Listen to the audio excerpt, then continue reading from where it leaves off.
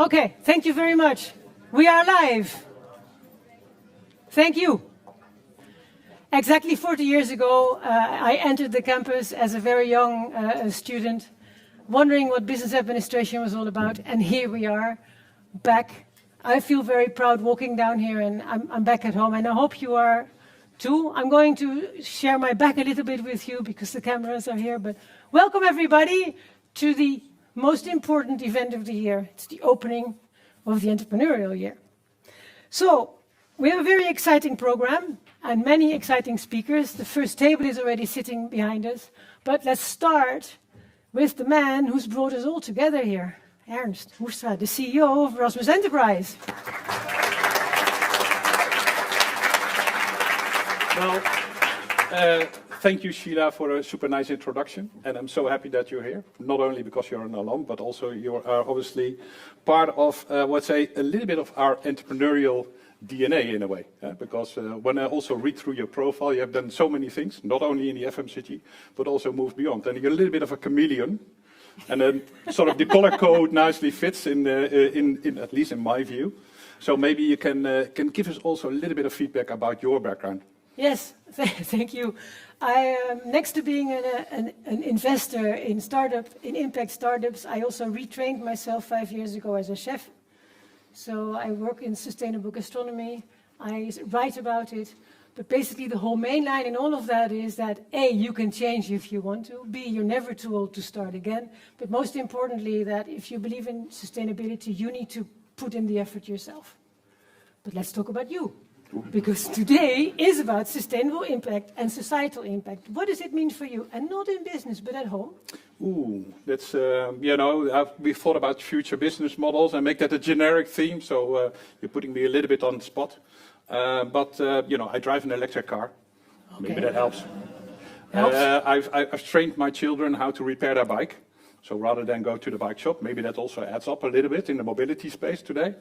But mostly I also do a lot of, let's say, voluntary work for organizations like NVU that also, want to make an impact with their business models. And that's something what we see also here at Erasmus University, things like making positive societal impact. And exactly, we would like to change that, make accelerated societal impact. So move further. And what we do is bring this beautiful group of people together. Our alums, our students, our professors, our investors, and also people that really sort of help the partnership moving forward. Okay, I think it's time now to talk a little bit about Erasmus Enterprises, why we're here, and what are the stats? Yeah, so we do have a little presentation. If I have my clicker pretty soon, then we can start. You see the welcome to the opening of the Entrepreneurial Year.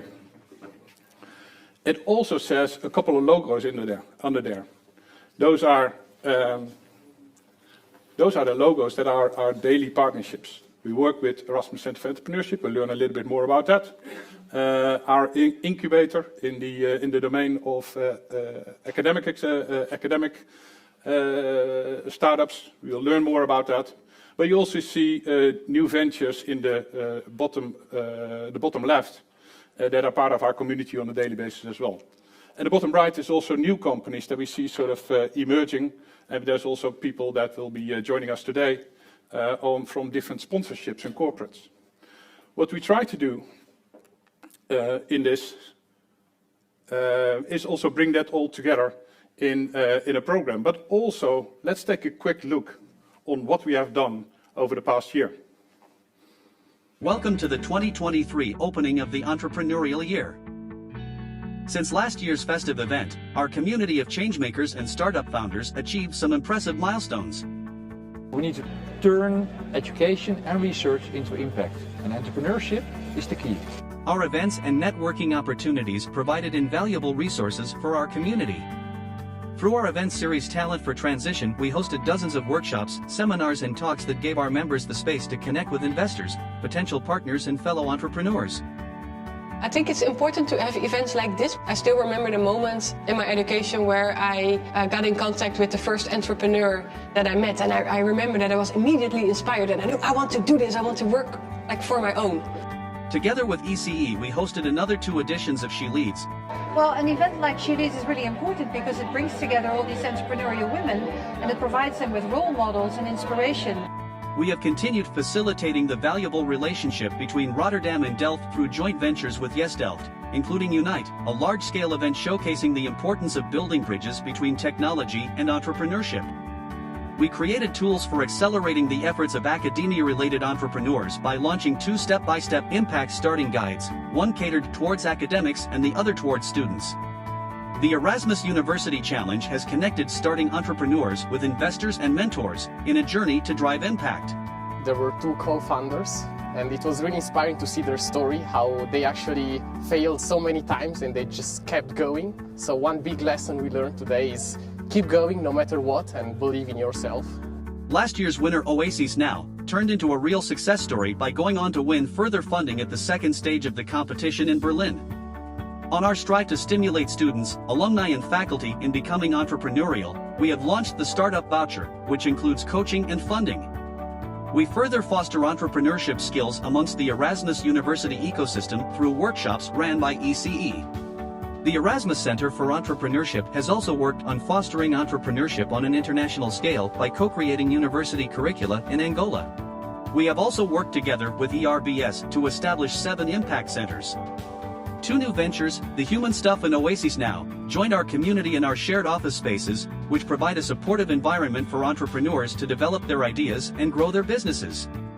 Along with that, we now offer 1 new service to our ecosystem, video production. We continue to explore and expand with new ventures. Join us on this journey to drive impact.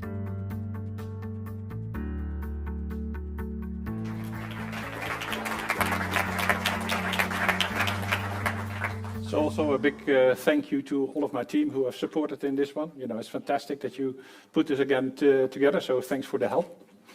So what are we planning to do for this upcoming year? You cannot do that without a proper team, but also the programs that you saw. For instance, Unite, working very closely with the tech community in Delft. Talent for Transition, bringing also corporates together with the talent that we nurture and breed in this, at this university.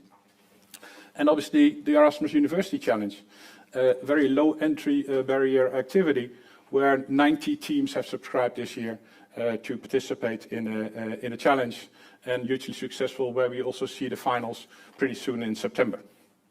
So we continue to do so. Also there to make our community more entrepreneurial. You saw the booklets that we produced, but also we do a lot of research. And we do also research around entrepreneurship, because we also think that's a craft that Rotterdam should excel in. And for that, I have invited a guest who has done a lot of research on this one. So please welcome Leonardo, the Deputy Director of Erasmus Center for Entrepreneurship.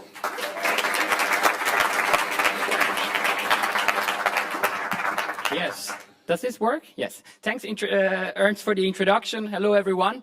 My name is Leonardo, Deputy Director of ECE. As the Entrepreneurship Center of Erasmus University Rotterdam at ECE, we bring academic insights into the world of practice. And we empower change agents with entrepreneurial competences, but also with practical tools, techniques to help them start and scale their growth, but also their positive societal impact.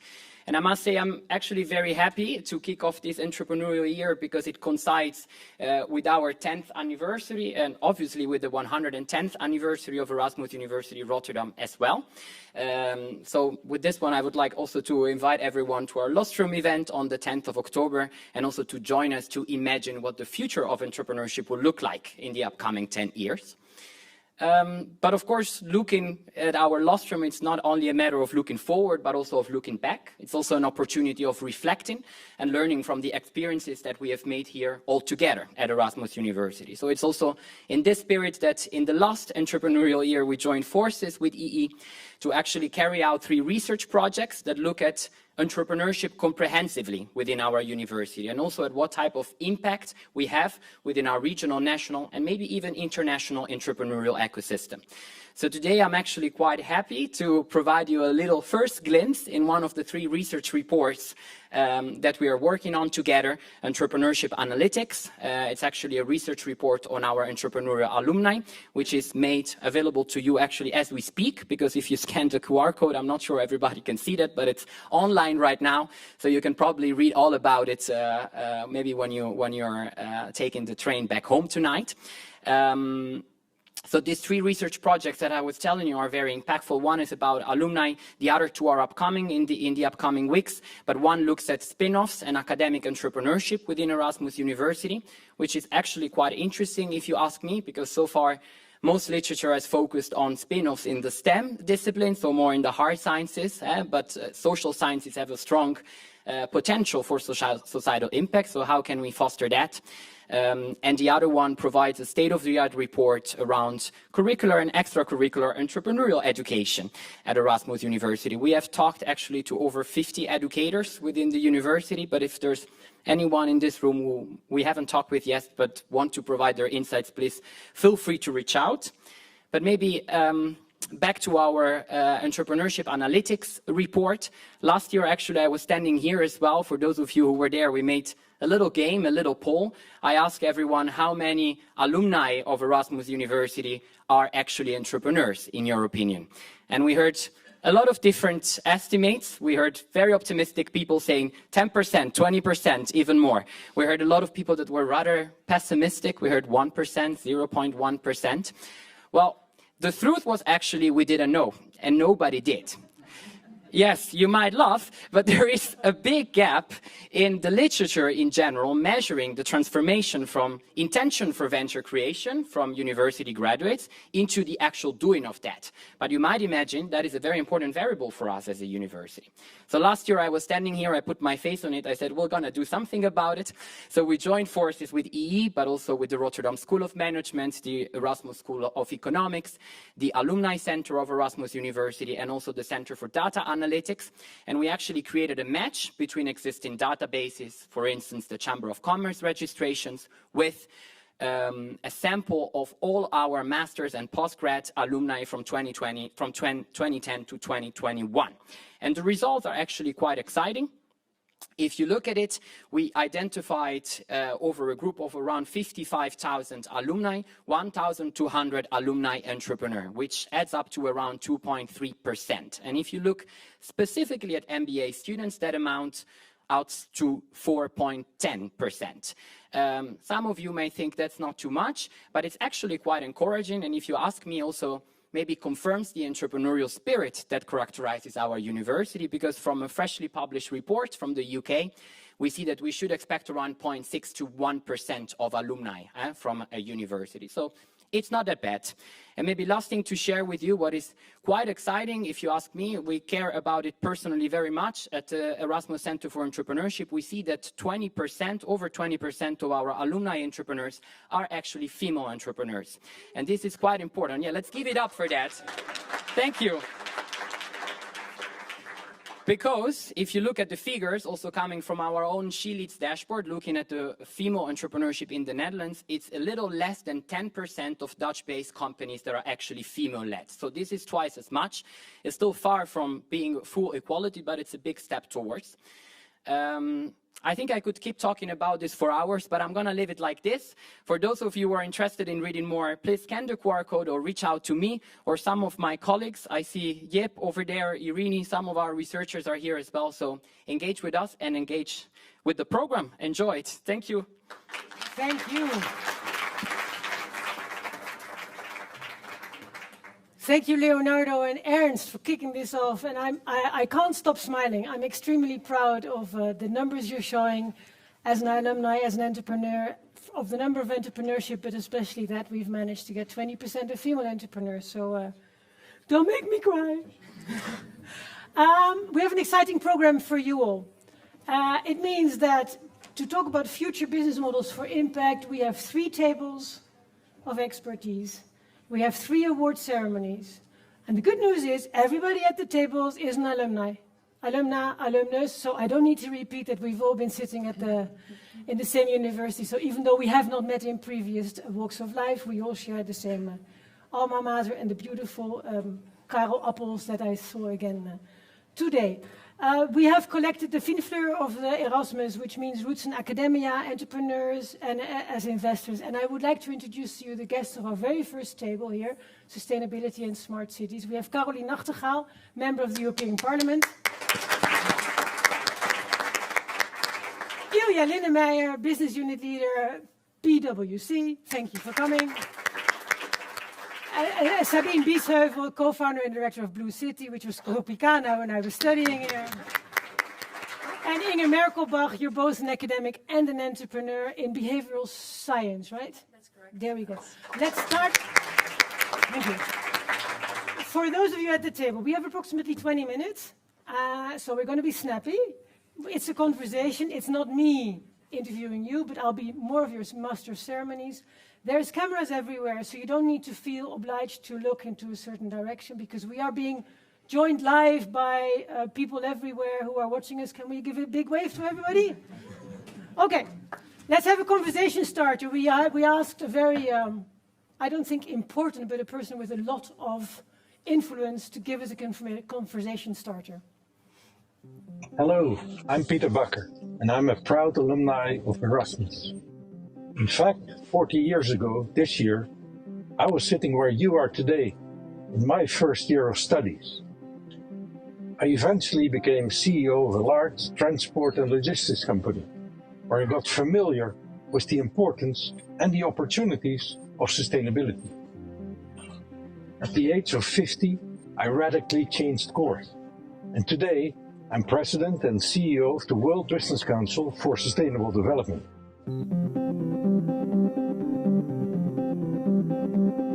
In WBCSD, we bring together more than 200 of the world's leading companies to work on accelerating the system transformation that is needed to move the world to a net zero, nature positive, and more equitable future.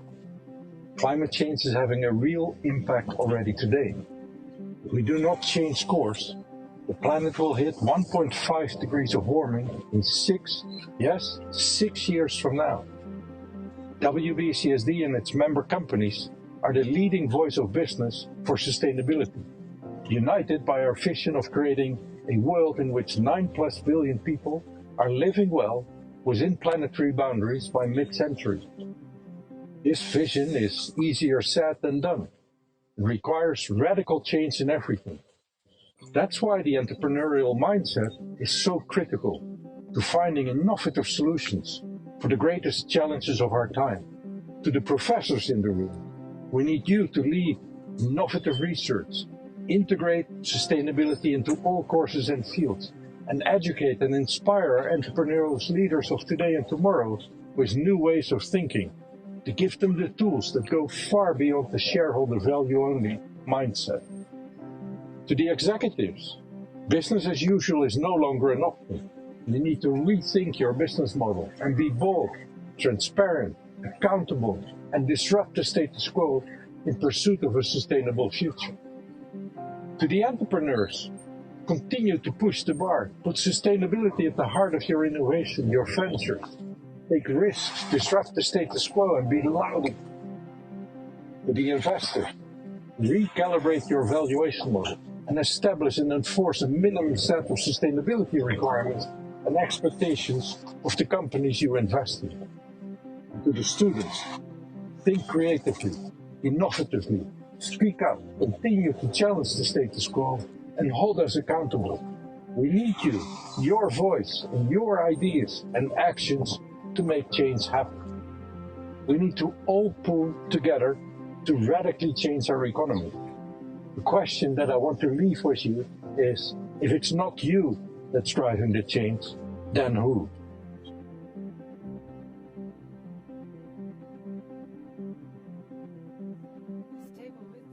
With these questions. We are sitting here with all of you, one way or the other, actively supporting entrepreneurship and thinking about it. And I think the key question when I listen to Peter Bakker is putting sustainability at the heart of your business model is quite a challenge. So, Caroline, can I start with you? If you're listening to this and if we're talking about what do we need?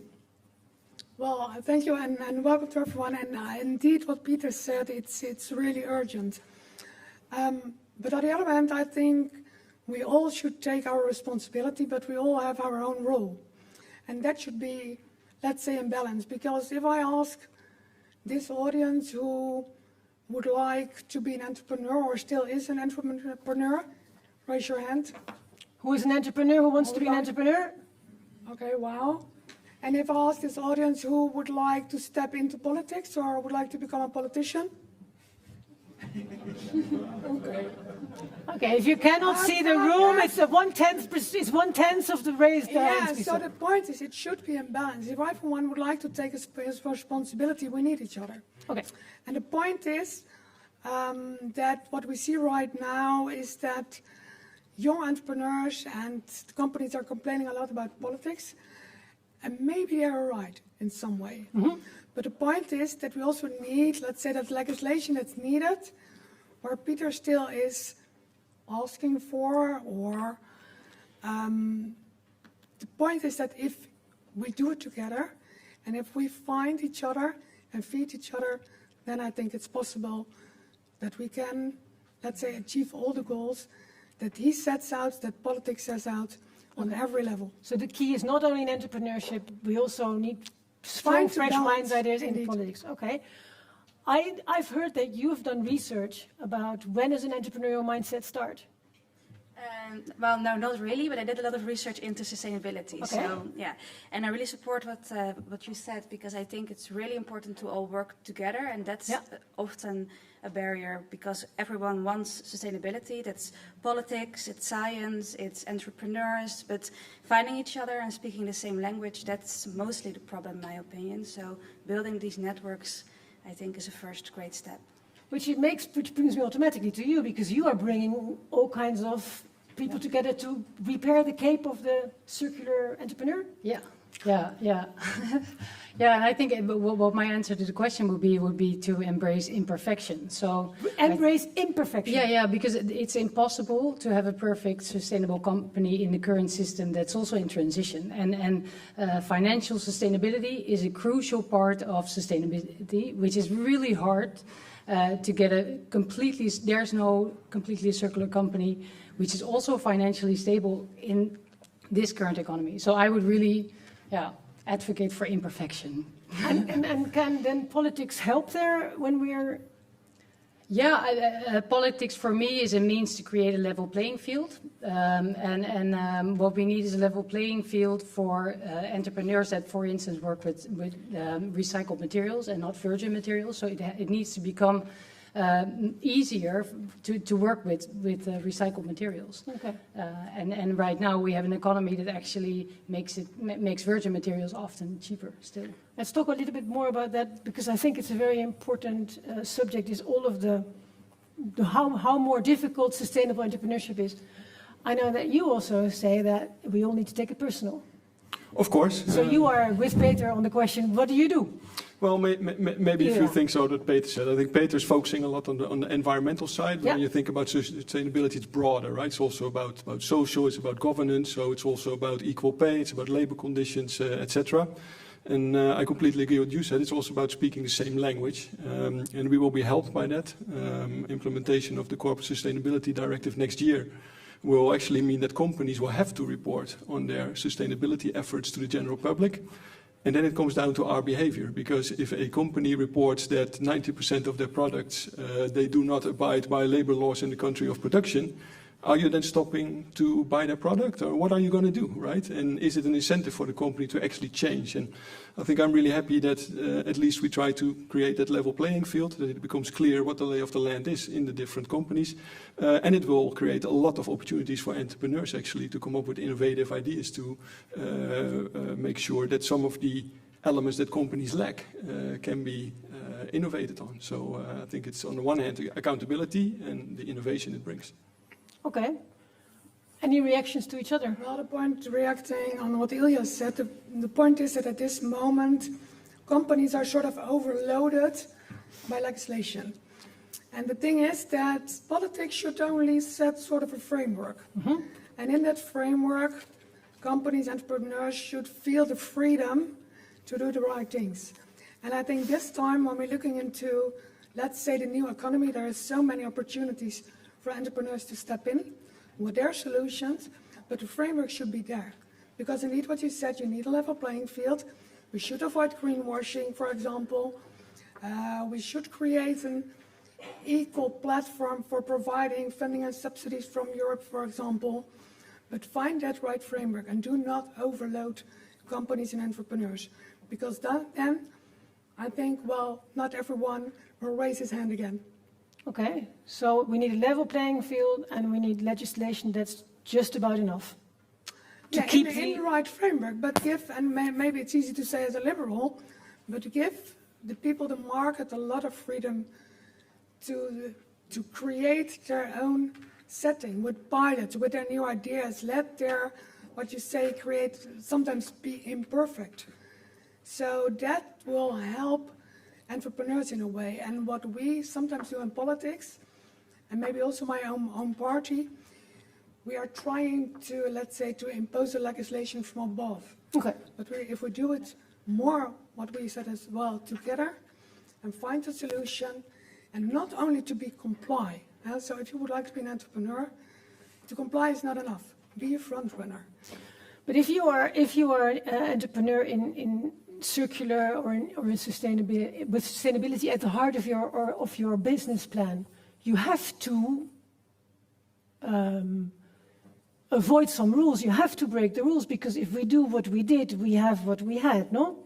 Yeah, we call that making love to the system. I think there's a lot of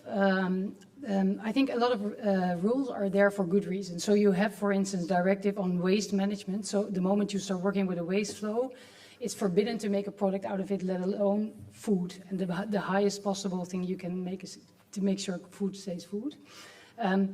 And you can have a legislation, and a lot of people say, like, let's end the directive on waste, on the waste status. And what's a really interesting one is you can also have an entrepreneurial mindset. So, for instance, we have a company, they make a food out of the spent beer grain from the breweries, breweries. And she can go either go fight the waste management status, but what she does is she builds her factory on the terrain of a big beer brewer, and this way she can use actually. She can work around the waste directives, and that's also an entrepreneurial mindset. It's way easier, and also for investors, it's a way of de-risking. So I think it's a very important thing what you're saying, because very often we see young entrepreneurs or mature entrepreneurs in a young company saying, but it all needs to be different, everybody should see it, and they fight the system and they lose their energy. So you're saying make love to the system. Make love to the system, maybe, a bit make more. love to the system. And I'm also hearing entrepreneurs maybe should go into politics, because that would also help us in the change of the legislation.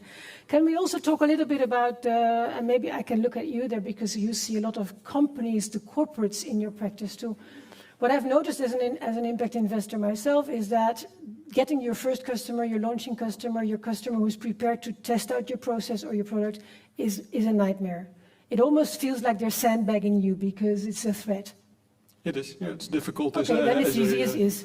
No, it's currently, when you look at the big corps, it's really difficult as a starting entrepreneur to get through all the purchasing processes. And if you're and not what in would you advise for, them to do? Because it's like a nightmare. Well, I think the advice should be to the corporates, right? If we really want to innovate at the edge and solve these important problems, then you need to find a way around it to be able to innovate. So the responsibilities that the corporate take for an entrepreneurial ecosystem, I think that's going to make a big difference. And you see that in different places in the world, even in the Netherlands. If you look at the Eindhoven ecosystem, where some of the bigger companies take ownership for the tech entrepreneurs there, that's much different than some of the others. So how are taking the bigger companies and help the entrepreneurs indeed to pilot their product, etc. And we as a company do that as well. We work with social entrepreneurs, we work with startups just to give them an opportunity to test out their product. And sometimes it works and sometimes it doesn't. Yeah, so if I can add on this, sure. I think there's a couple of things that also politics can help, where there's a joint problem with both startups and corporates. We need clear decisions. So what my observation is also in the startup scene, but also corporate, there are no clear decisions on, especially in the Dutch ecosystem, where we want to focus on. So it would make a lot of sense if we would focus on water, on specific waste flows and specific value streams. Like major themes that we Major themes, and be really good at it, and decide how we're going to use the space in the Netherlands, and also how we want to relate to other European countries in relation to this. So to be more strategic, because right now we have too little space, there's a lot of problems there, and I think we need to make decisions. So this is a lot about the human factor also that is part of the process now. I am going to move to you because as far as I know, you are the expert on both as an entrepreneur as from academia. How are we going to influence this? I think it's really important to have citizens or people involved from the start, from innovation, and not just... citizens. Yeah. Not consumers, citizens. Yeah, I think I love that word. Yeah. So involve them at the start, involve entrepreneurs, involve politicians and public policymakers, and not just create something and then at the end just present it to people who are going to use it eventually. But I think by working together from the beginning with all these insights and all these expertises, that we can create something that's way more powerful than just apart from each other. Okay, so it's very carefully involving, it's multi-stakeholder actually in the beginning, before it's actually a stake. Yeah. Okay, we brought a startup with us for you to see. Can we take a look at our first startup video guest? Hi, Please. my name is Ruben Krommenhoek, co-founder of the Fat and Lazy Brewery. Since 2015, we have been building at this brewery with a sustainable and circular mission.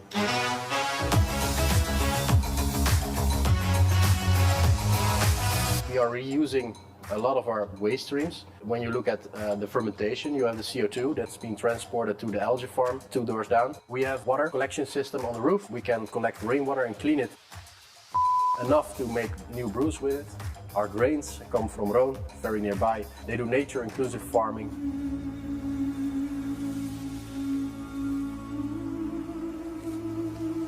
After we use the grains, they are being reused also in this building by Kusala, and she makes soap out of it. And the rest of the grains is being reused as a soil improvement. We have a collection of the bottom of the tank, so that yeast, the leftover sugary wort, is being transported to Lori from Outlander Materials. She makes biodegradable replacement of plastics. Other entrepreneurs come to us with their waste streams. We try to create a crazy taste with it. Like this tangerine radler we made with Olympic fruit. It's a very beautiful tangerine radler of 3.5%. We made this last month and it's already almost sold out, so be quick and try and taste this.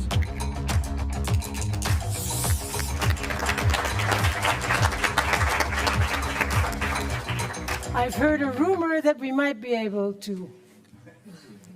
There you are! I didn't see you! Welcome! We'll be seeing you later, right? Yeah. Good. The man is in the room. Your last thought at this table is, what would you compliment him for? What advice would you give him? Sustainable entrepreneurs like this. You're very bold, and I like your vision that you actually do it, because there are not a lot of people who actually do it. And I hope you are able to think big as well, because the Netherlands is a bit too small to make the impact that we want. Just do it. That's, I think, a big compliment. Well, in my opinion, this shows exactly what the main point should be of an entrepreneur: stay persistent. And maybe that's what we, maybe as politician entrepreneurs, have in common. Don't bend too fast. Try to convince everyone of your idea. And for me, it's sometimes quite hard, especially with the left wings. But you show, by stay persistent, that you have success. So thanks for the idea and good luck. Okay, Inge? Yeah, I think it's really great how you created this commitment of all these different parties together and just was brave enough to just do it. And I think, yeah, great product. I know the product actually, and yeah, it's really good. Yeah. I love what you've done with the place. He's based in Blue City. There is but have you already invited everyone to Bierkai? So you guys are opening a new bar this month. So you okay, let's do a plug here. Bierkai is where? The new bar. Bierkai is on the Maas in the old swimming pool now, Blue City. Okay, so for those of you who couldn't hear it, in Blue City, there's Bierkai. It's a bar opening. So if you want to support entrepreneurs, sustainable entrepreneurship, you know where to go. I think I would like to close this table with the whole thought here, which is, as a sustainable entrepreneur, you get a lot of no's, you just need one yes. You need to be persistent, involve your stakeholders really early on if you haven't really worked, and embrace imperfection, but also make love to the system. Thank you all very much.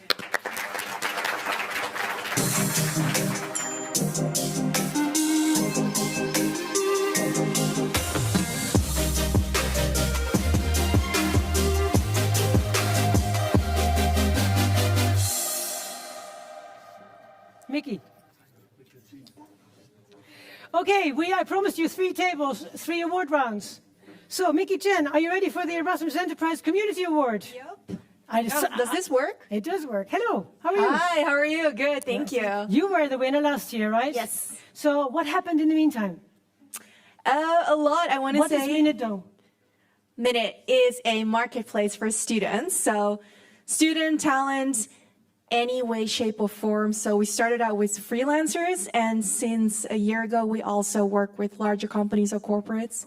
So if you need an intern, a freelancer, in-house day, consulting, corporate partnerships, anything related to student talent, you can find it with us. Good. And what happened since you won the award?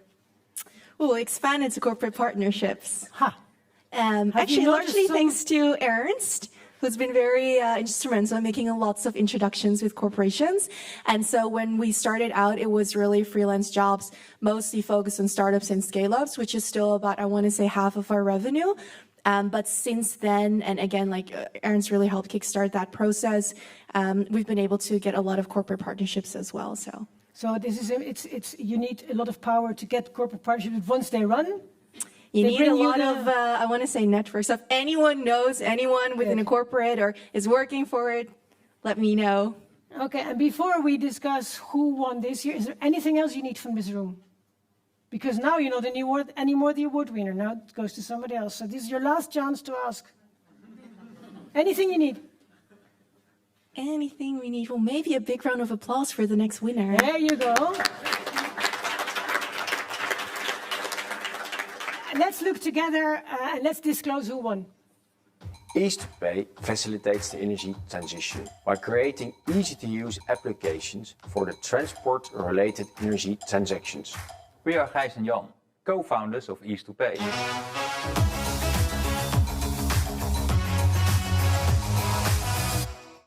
"25 years ago, we graduated from Erasmus University and started our first self-service Green Wheels. Now we are leading Ease2Pay, which is listed at Amsterdam Euronext. Ease2Pay is a transaction platform. We combine mobile payment technology with the Internet of Things. We deliver new and sustainable business models for transport-related services. Ease2Pay enables location owners to convert their facilities into 24/7 digital self-service locations. Their clients can access facilities like water or electricity through an app. We already have 30 colleagues, but we are looking now for new enthusiastic people who want to play a role in the energy transition and have an affinity with electricity and the Internet of Things.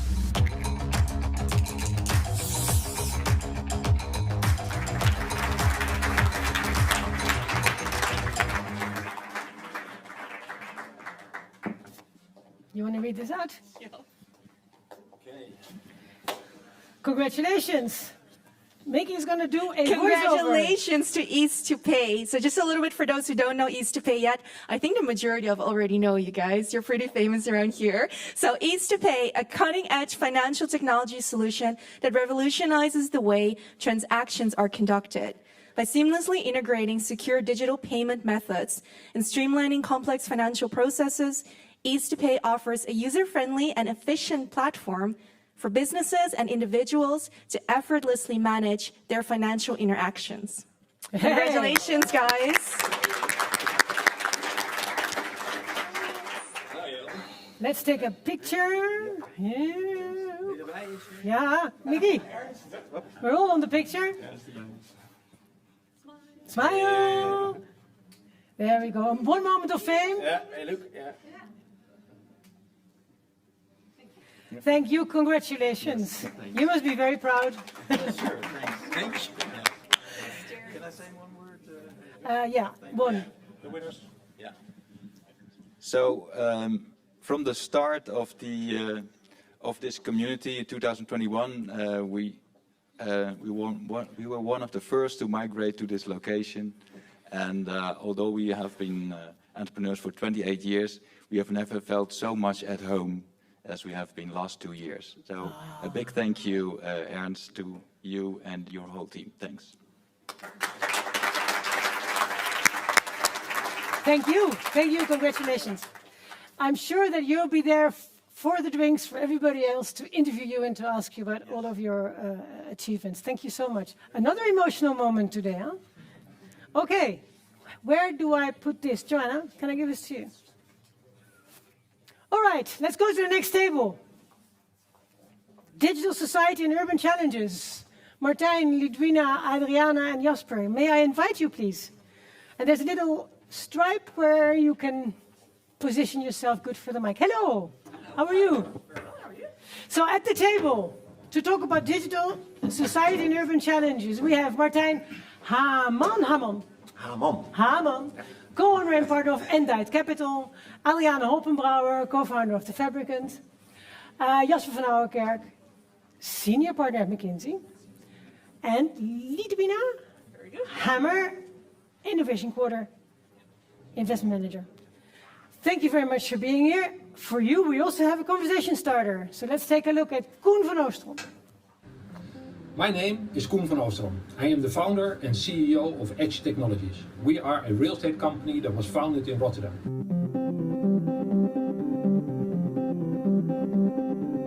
I studied economics at the Erasmus University. After a couple of years, I decided I wanted to be an entrepreneur. I found a loan at a bank. I got a little loan from my mother, and I was able to buy a very small first piece of real estate. I decided I wanted to be a real estate developer. In 2007, I was in the opportunity to meet Al Gore.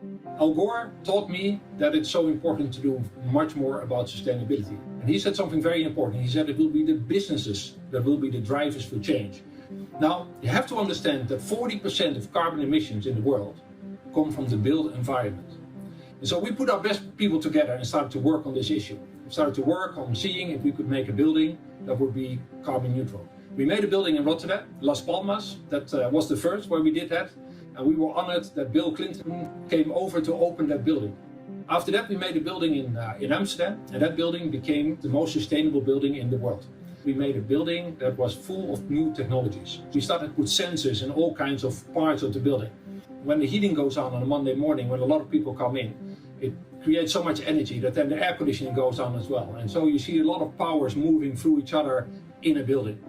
What we now have is a technology that can organize that in a much better way. Play with what exactly is happening in that building. With AI, with all kinds of new technologies, we are becoming much better in organizing ourselves and regulating that. I'm very happy that I can speak today to this talented group of people that are sitting here in the room. Because we need a lot of new ideas, we need a lot of talent. We know how to make a building, a new building that is very sustainable, but what to do with all these existing buildings out there. And if we want to tackle that problem, we can't only look at technology. There's a lot of social aspects. If I would have social housing and I would invest a lot of money to make those buildings sustainable, but then the rent has to go up. And what do you do with that? And so there are challenges there that are not only economical, that are not only technical, but also have a societal impact where all of us have to think together, what is it that we want to do? And Rotterdam has always been a city that has been on the forefront of change, that has been on the forefront of this fight for sustainability. And therefore, I'm super proud that I was a student there, and I'm super proud that all of you are here. And I hope that we can work together and make this a much better world.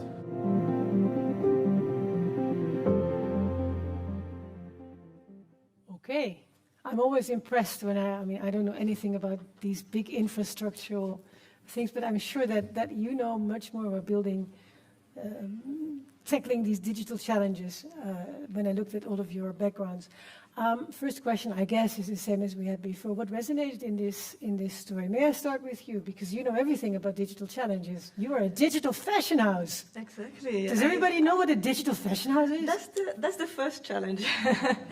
And I always say when I say I'm an entrepreneur and we do digital fashion, I get those eyes like, what do you mean? And then when I say, you know what one of the largest fashion brands in the world is, the number 5? It is Fortnite. It's a game. Wow. They are bigger than Balenciaga.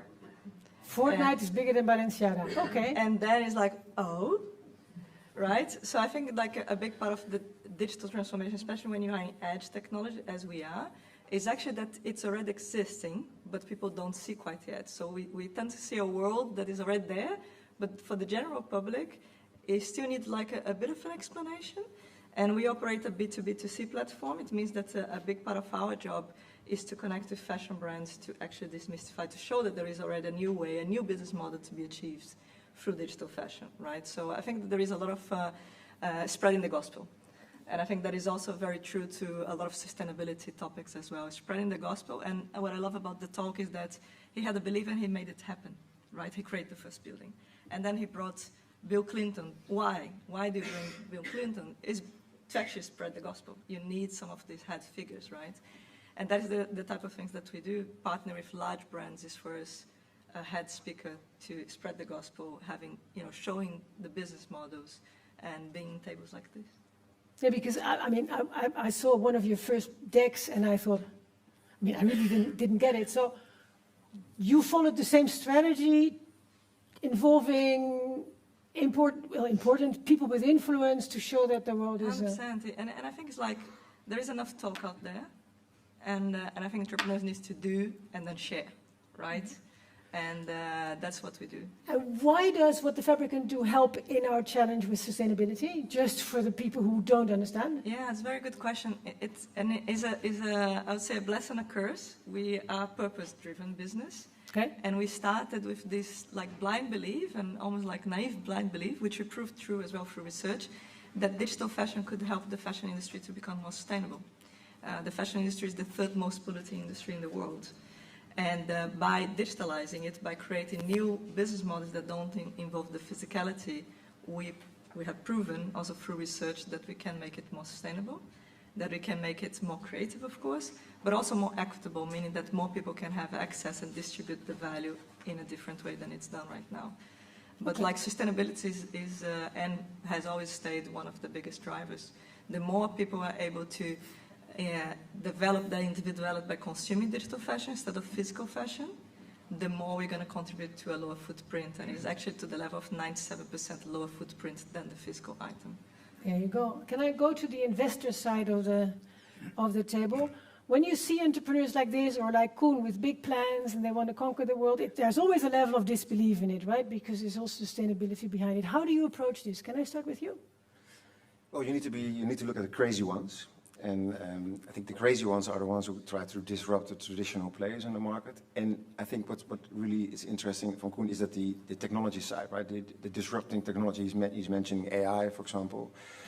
And that is one of the key revolutionary technologies where he uses that technology for the disrupting traditional construction builders and mindset and architecture, etc.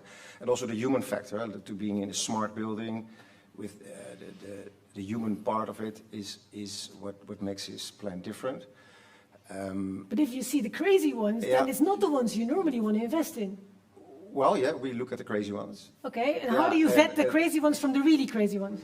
Yeah, well, the crazy ones, of course, need someone next to the crazy one who has, let's say, more robust operational excellence. But the visionary people are the ones who are the crazy ones. Okay, so and that probably typically happens. Sorry, just stutter. That typically happens at when they start going from the vision into making it, creating it. That's when you need the operational excellence next to it. That's what you're saying. That tandem is you need the unit economics and the operational expertise, and that can be more veteran people, it can be older people, even ex-corporate people, but you still need the visionary, crazy people, or people at least who want someone who really wants to make things different. I read somewhere that I read an interview with you where you said, we are in it for the long relationships. Definitely. Is that because of? Not necessarily so, but I want to tap in on what you say. I totally agree. Let's disagree a bit. However, I've seen a lot of great technologies, like amazing, like the most brilliant, smartest people are working on like technologies that I can never understand and how it actually work. But technology in splendid isolation doesn't solve like the problems that we have here in the world. So we need like, we always look at teams, at a team of who are the people in the company, because you need people who have a profound understanding of the market that they will enter. So if it's only technology and craziness, no, but if they're also the people who understand what steps you need to take to get in a world that we're actually living in, status quo, to change the future, so you look at the whole package. Okay, and if the team is not complete yet, what do you do? Because typically it's a small company, the CEO and the CTO, and that's it. Depends on the phase of the company. So if it's very early stage, you want to see a plan, okay, who do you want to hire? And did you already have a short list of people? Did you already tap into those people? Did you speak to them? Or is it just like a wish you have? When it's a little bit of later stage company, sometimes we can say, okay, first you need to attract those people before we invest. So depending on the stage of the company. Okay, I want to take that and move to you, Jasper, and then go back to Koen, because it's all about AI and tech and hiring the right people. But I've read an article where you say that the cloud tech people are the most hardest to recruit and retain, that companies need to rethink that. Yeah. Here's your cue. I think there's going to be, apart from the energy transition, there's also a real big transition to the new way of working in the future. Right, which is, we talk about AI, but I always also think of it as IA, intelligence assisted. Right, it's the human factor that is assisted by technology, and that requires a lot of people to change their jobs. Their jobs will be changed for them also. 25% of jobs in 2050 will not exist. Jobs today will not exist. 25%. In 2050. 2050, 50% of all jobs currently will have a massive alteration in that job. Okay. And so what I liked about what Koen was saying is it will come from businesses. It will come from the private sector. And we heard earlier that there was 5% of alumni as entrepreneur. That means that 95% are not entrepreneur. And we call them not entrepreneur, but they are entrepreneur maybe in larger organizations. Or in mindset, or in the risks they take. Exactly. And so I think the point is that larger organizations also need radical thinkers, the crazy ones, the talent that actually is pushing in larger organizations also to fundamentally change from within. And if you ask any of my clients, any CEO, who are the people, would you know the names of the people that are the crazy ones in your organization? They can always name the 10 people. And it only takes 10 people on 50,000 people to really change an organization. And so we need to nurture and feed that talent, that crazy people, to not stifle them, not stop them. Okay, but I think what I'm hearing is AI, EI, the digital world is going to help us in our struggle with the sustainability challenges. We need the right teams, we need the right people. But with this whole AI coming towards us and ChatGPT coming up, how are we going to make this work? I mean, I find it almost confusing myself to understand what my role will be in the future. Will my speeches be written? Will my ideas be stolen? How are you embracing AI? Yeah, fully. Fully? Okay, then I need to talk more with you after the session. You know, I'm in Web3. We are digital positivists, and we see again a future that the technology is enabling. That you enable new business model will change a lot of different types of work, but also will create new opportunities, right? And in a startup, I think AI is a bless. A job description, I don't write it anymore, right? No. ChatGPT write for me in seconds. Okay. Coding is being revisited and revealed code errors by AI. We are creating items, digital fashion items through AI. We are dressing images with digital fashion items through AI. And one of the things we told the team is embrace it. Where you see an opportunity to use it, use it. Where there is a license to be paid, let's do it. note-taking of calls is all AI. It even showed the emotions of the calls and who spoke the most, and there's all kind of funny stuff. And I think like it's a great microcosm experimentation of what's happening in the world. And one of the things that we already caught up is like, okay, how we create a bit of a sensitivity rules to that. You know, are there areas that we can create, that we need to kind of create some code of conduct on how to use it, right? How to use that information, how to use the AI in a positive manner. But I think it's fantastic. So it's a workforce for you? It's the improvement of productivity, number one, by far. Okay. Second, I think is an advance to creativity. And I think what's left it to us, humans, is curation, is taste, is creativity, is actually innovation. Okay. You know? How do you see the darker side? Well, that's a tough question because I usually see the positive side of the, but it does mean if there. What do you protect? What do you curate? How do you curate? It will be so fundamental in everything we do. We're in the middle of the fourth industrial revolution historically, and this is fundamental. And I think it will wipe out a lot of jobs, the blue collar and the white collar jobs, substantially. However, history has also proven that it will bring us into new kind of jobs. And I think AI will, specifically ChatGPT, which is in the midst, the aggregating form of it, is essentially almost like a co-pilot. It's a co-pilot for us, for human beings. And it will really accelerate our creativity. Because work only works if you have fun in your work. Work only works if you have fun, yeah? Yeah, so anything which is not satisfying, or anything which is not impactful, ChatGPT can do that. AI can do all the boring stuff. We only should focus on the satisfying, impactful things. And that is also where we invest. We only invest in AI-driven companies where the founders, CEOs, and employees embrace the technology and use it as a co-pilot. Coach the machine, coach the AI machine, and then you will prosper.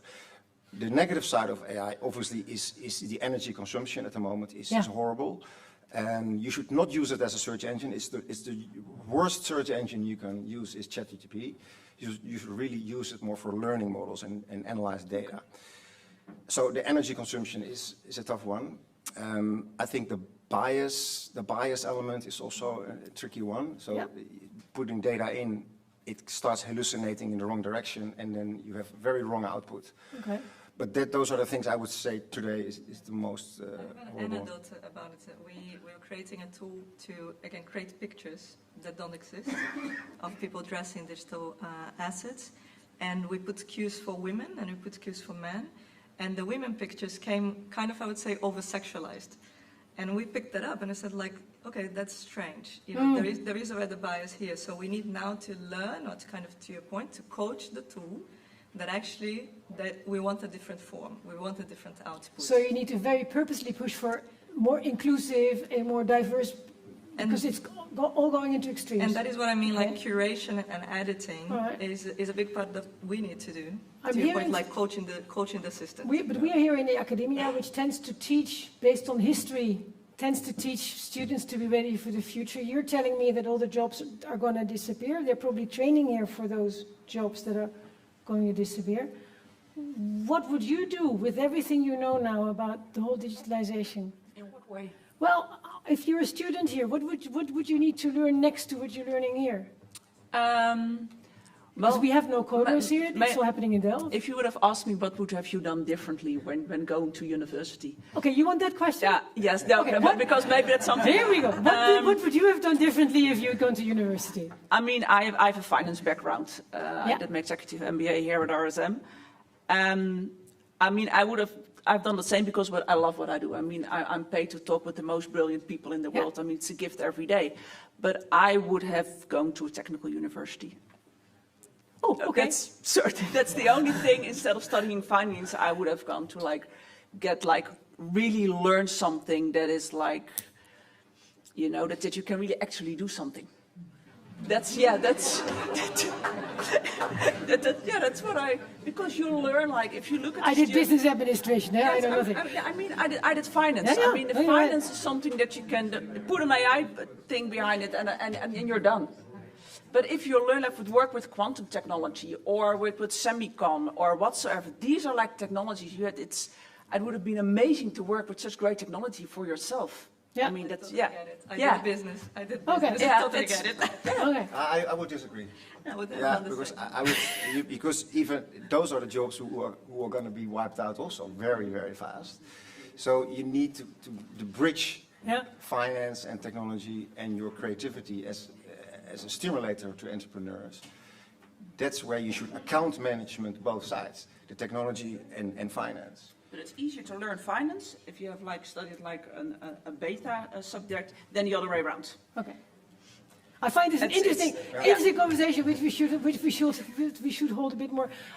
We've invited another startup, Seedify. Hi, I am Mira Malik, the CEO and founder of Seedify, which is the leading decentralized autonomous organization focused on Asia.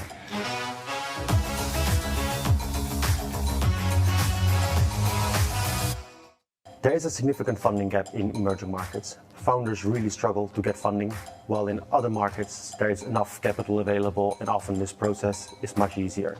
We truly believe that founders in emerging markets should be assessed on their idea and their potential and not where they come from. Seedify is a decentralized integrated platform where we connect global investors with emerging market startups. Decentralized meaning that we leverage on the capacity of the community instead of a central team, which is limited. And integrated means that we are integrating different stakeholders into one ecosystem. So we're kind of the LinkedIn for the startup. Currently, we're looking for growth capital to scale in the region. If you want to be involved with Seedify in any kind of way, please contact us through LinkedIn or our website, seedify.com.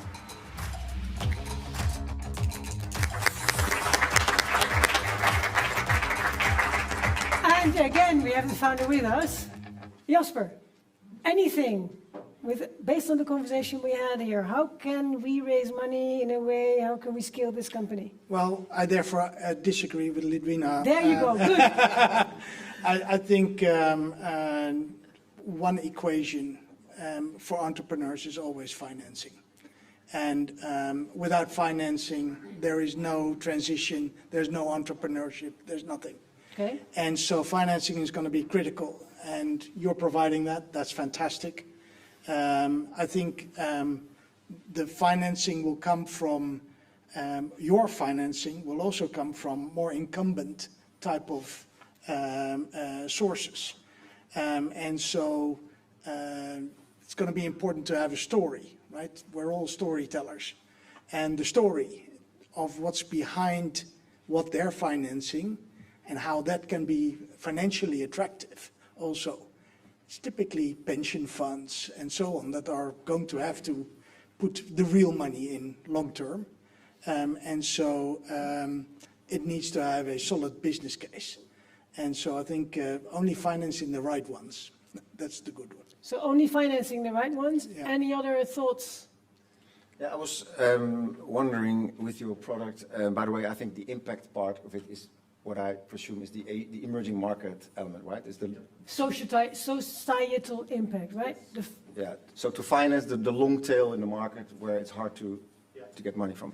So my question to you would be, what problem are you really solving compared to the normal crowdfunding platforms, which are also globally accessible? Thank you, Joanna.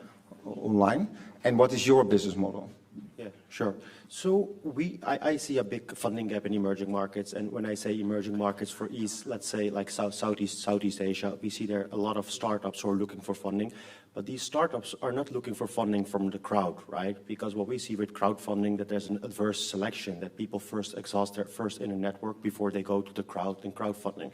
So what we did is we created a decentralized institutional like investment platform. For example, some of our investors are SoftBank, Mitsubishi, but also like the government funds from Singapore to still attract the high quality startups onto our platform. So that's the difference with crowdfunding.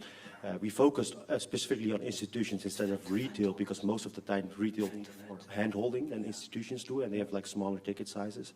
our business model is that we take a SaaS subscription fee for the startup. So a startup pays us like $100 a month for 3 months. And within those 3 months, we help them to raise funding, help them with additional services they need, like coaching, like the presentations. And then within 3 months, they leave it. So we don't take a SaaS, like a subscription, like besides the subscription fee, like a deal fee over the deal. Thank you very much. Any other thoughts? What is the tech side of it? So we're decentralized. So basically, we are leveraging on like the community You can instead have of a token. So we're leveraging on the community instead of like the central team, because we truly really believe that we should engage the communities like the legals, accountants, and other audit services instead of like having like big firms who are doing the due diligence. So instead of having, so our team is now like 10, 12 people. So instead of leveraging of them, we say like, hey, we involve the community. Involving the community means that those are the users of our platform who will also take ownership, because we give them a crypto governance token. And Okay, I advise you, thank you.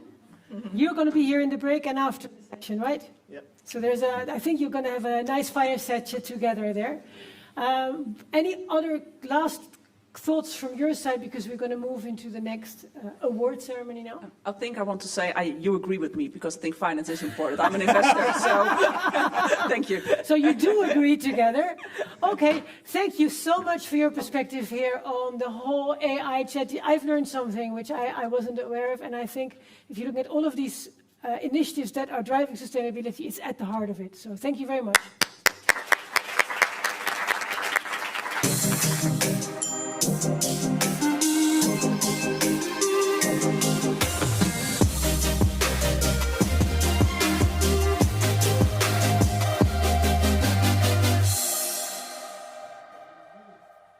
Thank you very much, Sheila, for doing these excellent panels thus far. Our second award is around startups, and I would like to invite one of the specialists in this one. Please welcome Ben Admiraal.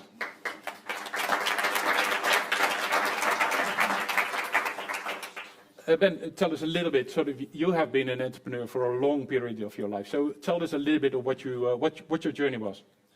Yes, but I started, as many of you, as business administration and going into the industry, being a manager. But after 10 years, my wife asked me a really important question.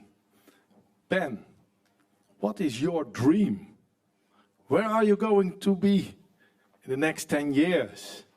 What really inspires you?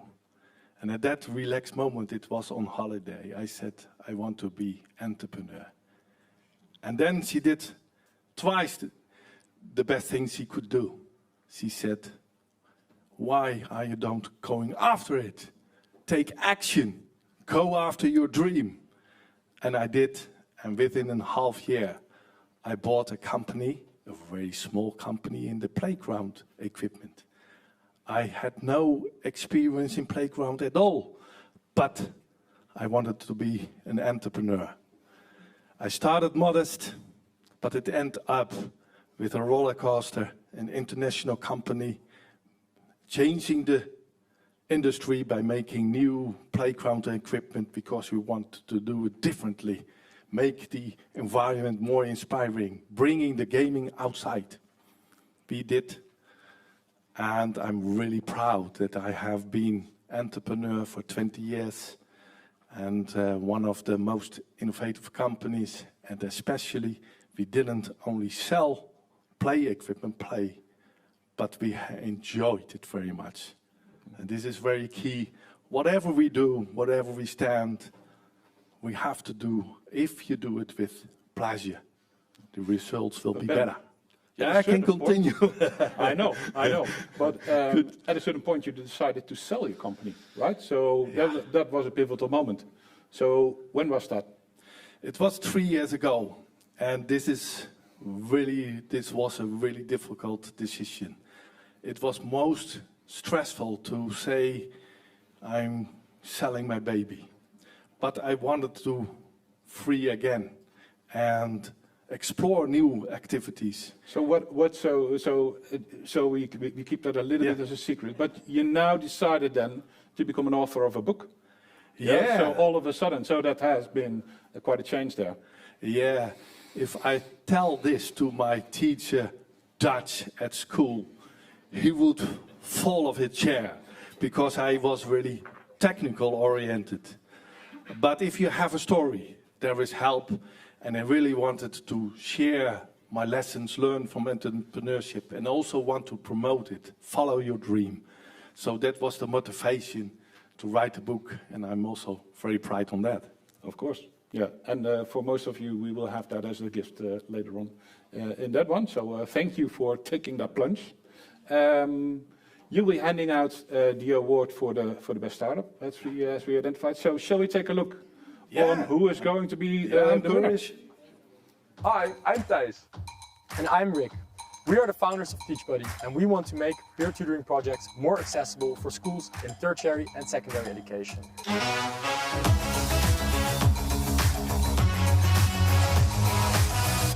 Extracurricular lessons are often expensive, and a lot of students who need them simply cannot afford them.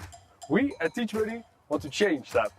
TeachBuddy is a platform that matches students who need additional support to their peers who are performing well on a particular subject.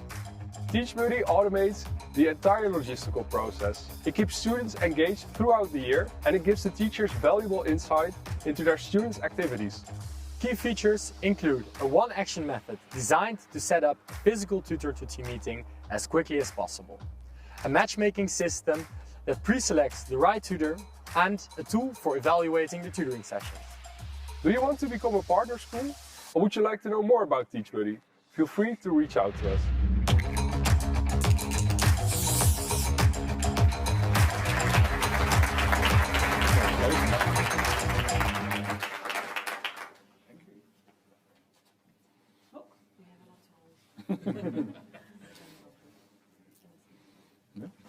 And then we make a picture. And we're very important people. Congratulations, Thijs. These flowers, not mine.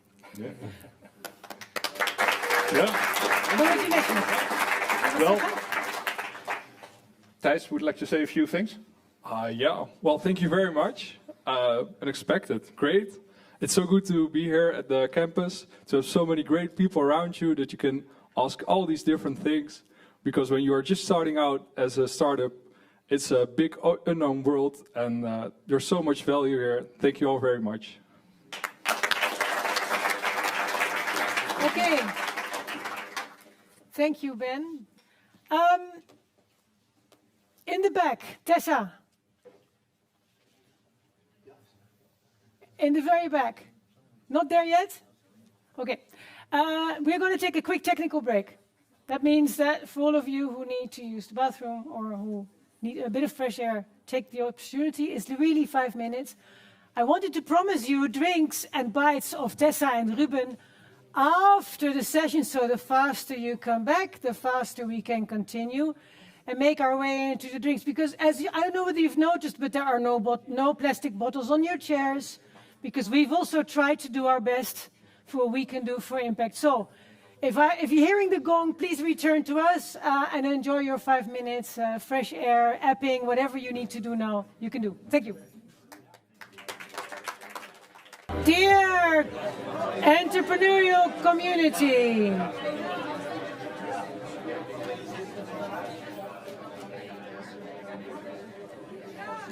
I would really love it if that row is filled, so if you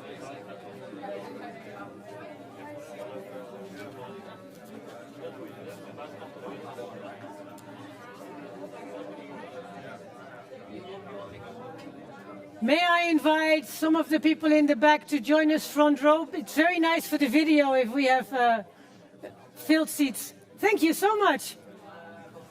There you go. Anybody else? Thank you. Astrid. I know your name. Come on over.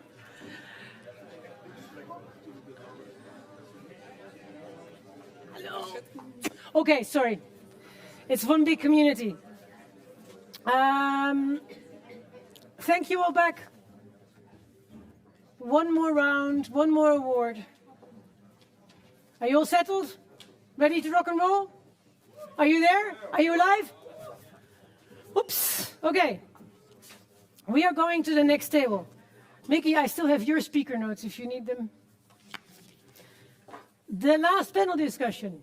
We have Laura Roosendaal-Huber, Assistant Professor RSM. Raslan, Yes Delft, Managing Director. Julia Knoef, Development Manager at Graduate Entrepreneur Fund. En Michael Doyes. Skinner. Speak even. Jasper. Would you mind? Thank you. Mike Hughes right there. No, you're from. And today we're going to discuss Generation E. We all know what Generation E is, right? Let's look at the conversation pusher first. Hi, everyone. It's a pleasure to meet you. My name is Karen Maas, and I'm Professor of Accounting and Sustainability at the Open University and the Academic Director of Impact Center Erasmus, here located at the Erasmus University. So I have been involved in sustainability for over 30 years now, and it has been an amazing journey. So I've had the privilege to work with a lot of organizations, with large firms, with small firms, for-profit firms, and also non-profit firms. And working on sustainability projects sometimes lead to huge successes, but also to failures. And what I found out is that the main challenge of all those organizations actually is that they start from a huge ambition. They put a lot of effort, time, and money in it, but they almost never take the time to actually lay back and think about what is actually the impact I'm having? Am I doing the right things? And how effective am I in the things and the projects I'm running? So this was actually the reason why I started Impact Center Erasmus. The purpose of Impact Center Erasmus is from purpose to impact. And we try to encourage organizations to live up their best life. Not specifically financially wise, but more impact wise. So we help them to make more conscious decisions, to think more about their effectiveness. And we do that by running research, projects, and education.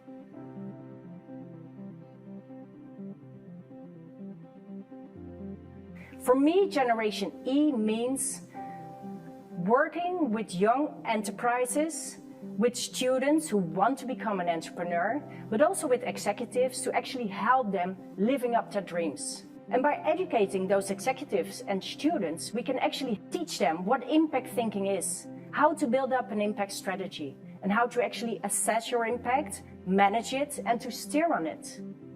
And this is an amazing way of thinking, because if you're actually open for innovation, if you're ready for change, and if you're open for improvement, we can make this world such a better place. So my question for you is, what is your impact? How do you know? And are you open for a change and to actually improve it? That's a big question. It's not only what is your impact, but how do you know? It's a fascinating question. By the way, I need to warn you, Professor Karen Maas is in the room. She's over there. And I've been told that you have the only academic seat that covers all faculties. You're like, the breadth of work that you do covers not just economics or law, but it's multidisciplinary. So at the end of the, Joanna, no, it's okay. I thought I was saying the right thing, but I'm glad that Karen is correcting me. What we wanted, this is more of a freer conversation because who knows what Generation E is, huh? And I know that you've been thinking about this before you came here. So who can I give the floor first? Sure. Yeah, go. Yeah, all right. I was thinking about it as well, and I think it's to me, I think it's really Erasmus sort of, and as a professor, I think is the new generation of students, and the other E is education for me. So teaching the new students new skills that they need, for their future ambitions, whatever that may be. And the other thing is being a professor of entrepreneurship. It's entrepreneurship. So. And I think that entrepreneurial skills, and I think also we've heard it in other discussions earlier today, that entrepreneurial skills are super important in whatever you're going to do. Also, only we just heard that only or maybe it's a good number. I'm still thinking about the 2 point something % of Erasmus students becoming entrepreneurs. But I think that even if they're not entrepreneurs, I think they can still make an impact within companies and drive change from within companies as well. But you've done research on entrepreneurial skills and when they're best developed, right? Yep. And I read somewhere, and I mean, non-cognitive skills are best developed at a young age? Yeah, that was my PhD research. So basically, what does that mean? Non-cognitive. So basically, what we looked at were skills like risk-taking, creativity, persistence, analyzing skills, proactivity, those kind of skills. And basically, what we tested was at the last grade in primary school. We gave these students, an entrepreneurial training program. Yeah. It's from Young Ondernemen. Yeah. And basically we looked at a treatment group, so really like the medicine research. So half the kids got it, the other half didn't. And then we looked, compared the development over time. And then we saw that the students who were engaged in this training program, that they developed significantly more these skills, these non-cognitive skills that are, not only relevant as an entrepreneur, but also, for whatever you do. So persistence, I think, is an important one. Confidence is another one. Analyzing is another one. Creativity. So yeah. Okay, so that's good news for the program. Is that they're actually making a difference? Exactly. Yeah. And later on in my research, I actually also followed up looking at high school students, and there it turned out that the students who had this experiential learning experience before, and they had it again in high school, then the effects were even stronger. So it's really sort of building these skills from an early age, and then building again, and then at university, building it again. Okay, so I think we can even put the French word enfant next to the E, because it's about education at a young age that drives the non-cognitive skills. Okay, who's next? Generation E. Yes, definitely.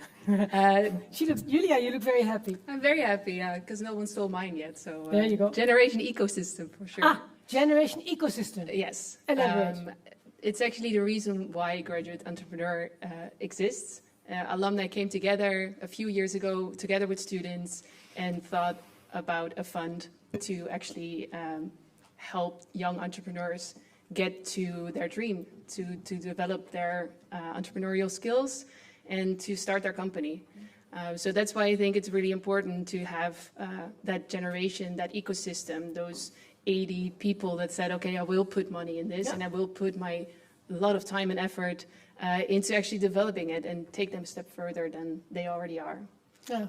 So that's how we got from a few years ago to where we are now, a $60 million euro fund. I remember we had one of the people in the first committee doing an internship in our impact fund to learn how VC works. Exactly. So it's all about ecosystem. Absolutely. More than before. More than before. I think it's on the one hand, of course, you need the entrepreneurs, generation entrepreneur. Absolutely, you need that drive. You need those qualities that the entrepreneur have. You need the irritation that they have to actually make something better. And then when they are, what they were talking about just now in the movie, is when they get a little bit tired, when they don't really know what the next step is, that's when we step in as an ecosystem and say, this is how you go and take the next step. Okay, thank you. Yeah, well, the obvious thing would obviously be generation entrepreneurship from my point of view, but that's too broad.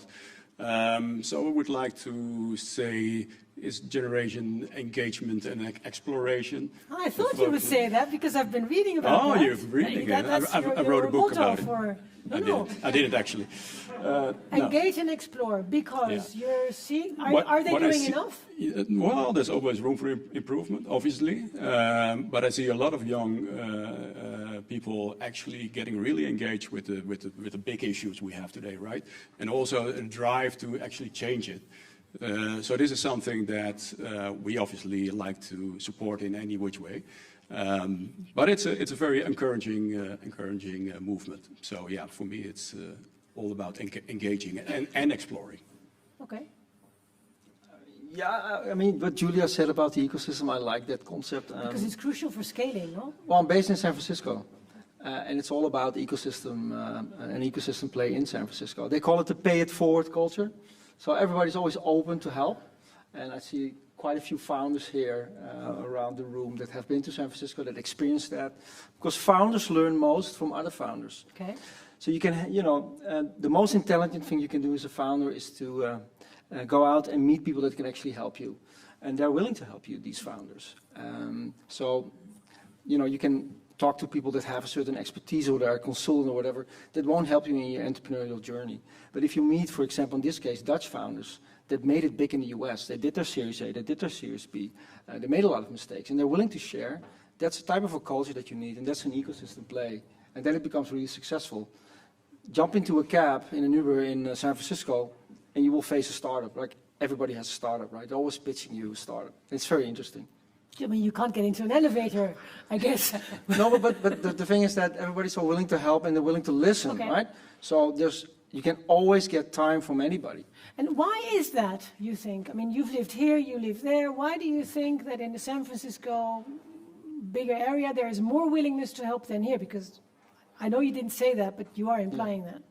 Well, it starts at an early age in the US, I think. You cannot start early enough with this. 10 years ago, there was a study done. Maybe you know this study. And this was, how many users do you have for a paperclip? Maybe you remember that study. So they asked kids, so how many users do you have with a paperclip? And then it turns out kids come up with 200 cases, 200. Yeah.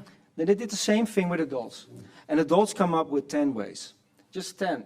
210. So in other words, the older we get as an organization and as a person, the more we get into this mode of impossibilities. And I think, in the US, it's, at the different schools, take the example of Stanford and with their StartX incubator, they really focus on this. And they allow people to come up with all these ideas. Yeah, and they welcome new ideas. And they give you, room to breathe and to explore these ideas. So I think the graduate fund is excellent. That's exactly what Erasmus should do. And that, 60 million is a good fund. Okay. It's no, okay. But just as a comparison, right? In the Netherlands, if you look at the universities, I think the valuation of companies that come out of these universities is sort of a valuation of $1 billion per university. Now, Stanford is 26 billion. Just an example. And the way they do that is because they built that ecosystem. So I would, if I were Erasmus, I would hire a lot of founders to come talk to the students. That's amazing.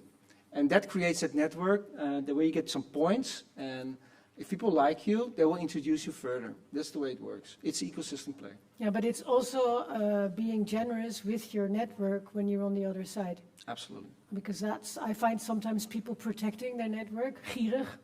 Not there. Literally, all the doors are open. You can get time for a coffee.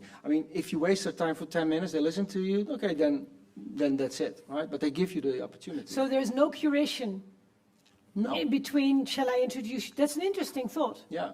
Well, obviously you won't introduce somebody if you're not excited about the idea or the founder. So yeah, I thought this as well, that it was much more. I lived in the US for 8 years. Yeah. We were colleagues back then. Yes. See, there's an ecosystem here. The ecosystem is already happening. I joined Graduate 4 months ago, and I'm extremely excited, and also I was surprised by the amount of giving back culture that there is. So all these backers, that are very high level. Well, you probably all know what I'm talking about, but it's very cool to see that they've spent hours with these really early stage founders. So I think that something has changed in the past few years, or something in the way that people talk, because we have 40 investments already in the past few years, and all these 40 investments have at least 3 people that support them from that network. It's already huge, and it's growing rapidly. That's amazing. There are a lot of Dutch founders. Sorry, go. In San Francisco. So I will just name one. His name is René Bonfany. Not sure if he is an alum from Erasmus. Anyway, he's one of the founders of Palo Alto Networks. For those that know that, it's the biggest cyber company in the world. He helps so many Dutch startups. And that's just a clear example.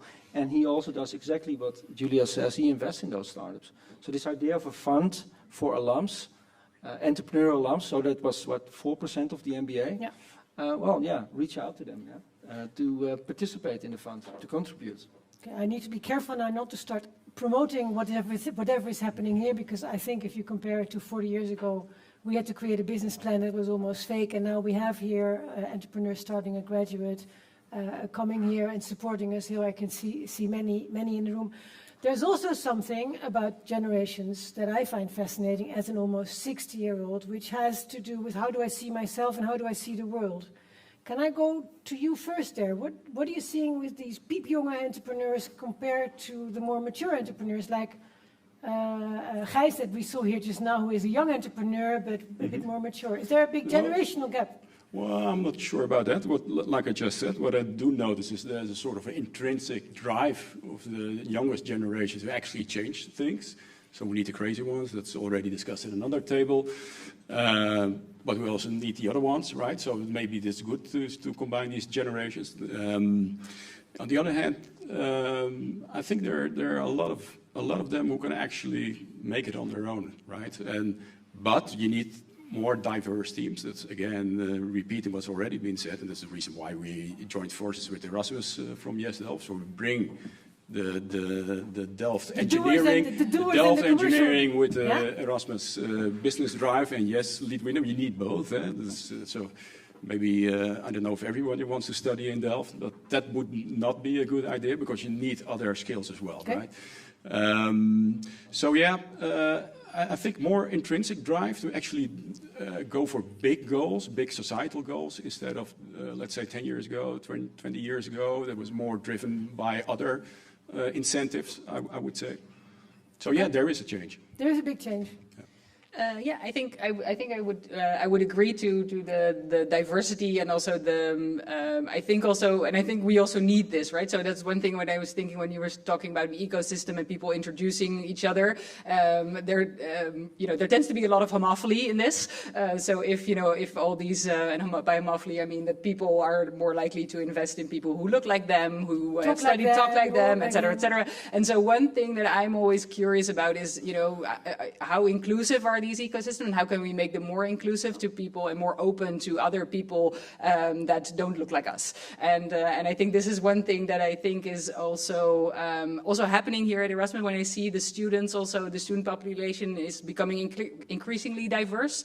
And I think it's really nice because these people, they have different problems, they solve different problems, they found different businesses, but then we need to fund them, right? And then I think where there's still a mismatch. I think there's when it comes to women, there's a big mismatch, but also when it comes to other minorities. So I think we're moving in the right direction in increasing diversity, but I think there's a lot more we can do. But I was curious to hear your thoughts on that. That's very intriguing because when you look at the whole diversity discussion, it's easy to get along with somebody you understand. You need to decide relatively quickly whether you're going to help somebody, and that probably means that you tend to verge towards the ones you recognize, which might be a big mistake because they might not be the crazy ones or there might be different crazy ones. Okay, so next time you're connecting somebody, make sure you're connecting somebody that doesn't look like you.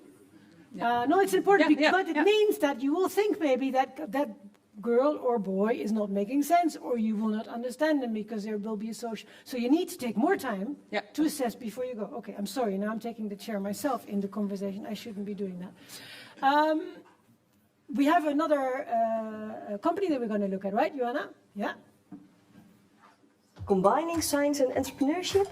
That's what we do at Governeur, the Impact Center of Public Administration and Sociology of the Erasmus University Rotterdam. My name is Jitske van Popering and I'm one of the managing directors of Governeur.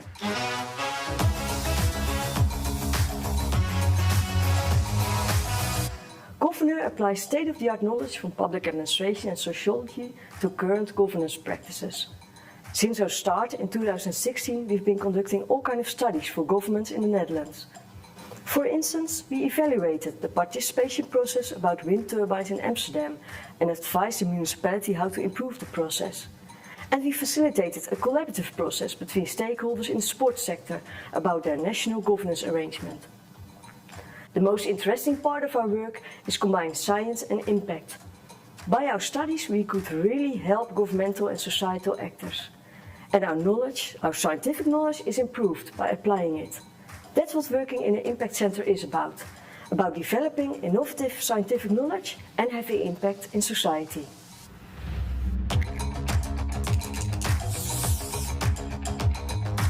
Is this Generation E for you? Good question. Yeah, me again. You said something. Yeah. No, I was thinking about it. Yeah. I think it's a great way to.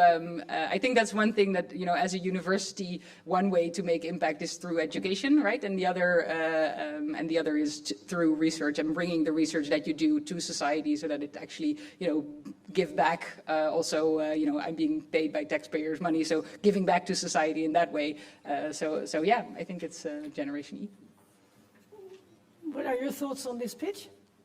For me, it's a little bit difficult because we're looking also at, you know, very scalable ventures. Where are you going in the future? Real tech startups that eventually go into the Scale Nail program, obviously. On the other, this is generation ecosystem for me because you need those organizations to support and to spar with as a startup as well once in a while. So yes. But does every startup need to scale? The ones that we invest in, I know, would be great. I understand, but in general, do they all need to scale, or is it okay if they stay small? Well, then it's not a startup for me. Then it's not a startup. That's a different type of company. Okay, so then it's an entrepreneur, but not a startup. Yeah.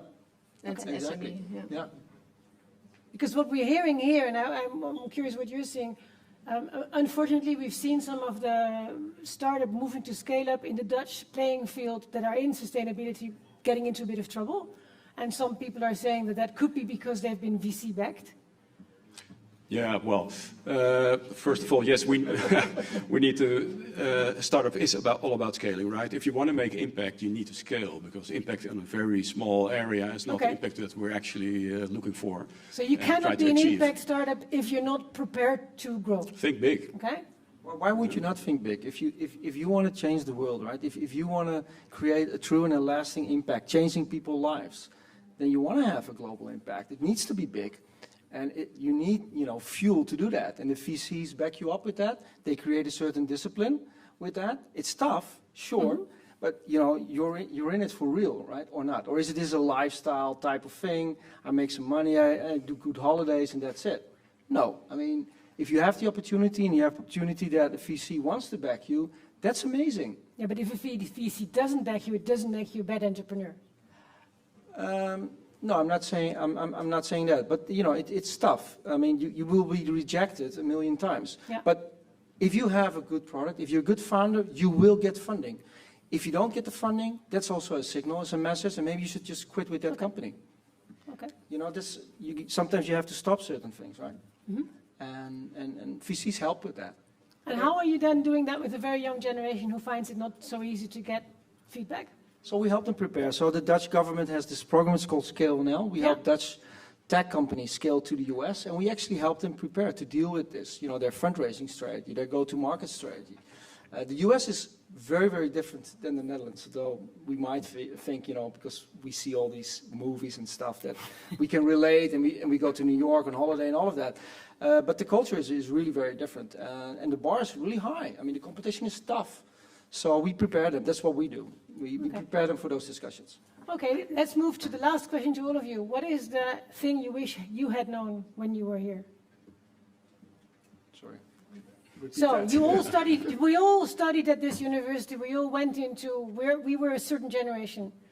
We're now discussing the youngest generation that's sitting here, that's studying here. What would you have wished you had known in those days you were a student?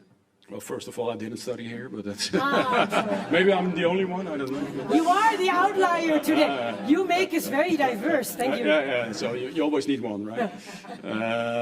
But so then in the school, university. No, but I really think about what you're telling us because that's really important, right? Education.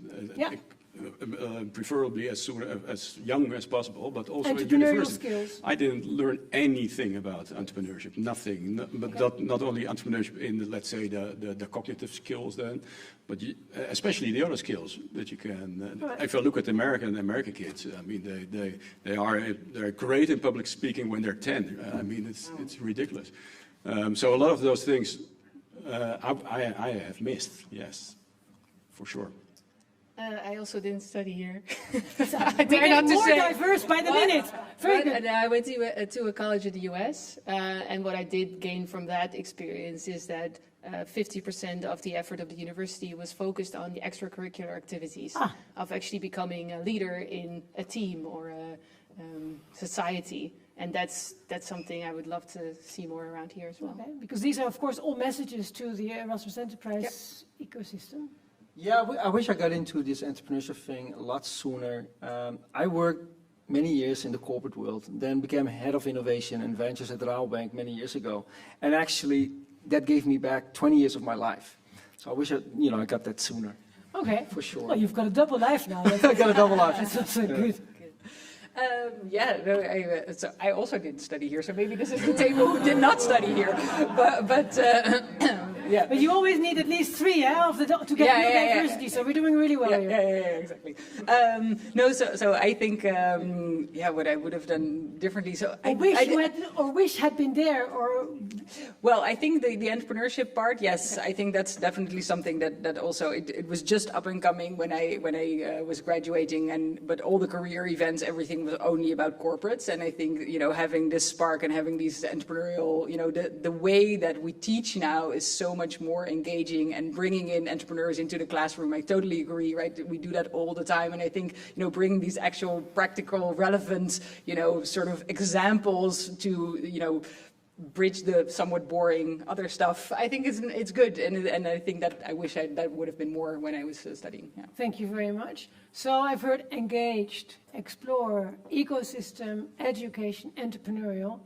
There's a canvas over there on that side of the room where we are asking you to give us your definition of Generation E, because if we're going into a next year, I think this is also secretly the mission you can give to Erasmus Enterprise to think about and work about. Thank you so much for this fantastic conversation. Thank and you. I now finally know what Generation E is. Thank you. Thank you.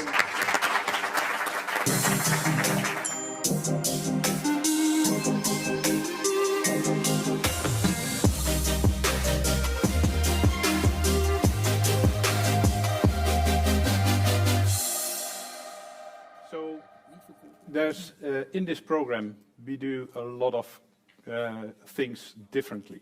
One is each year that we invite different guests, we invite different speakers, and we invite different entrepreneurs, investors, you name it. One thing is always a constant.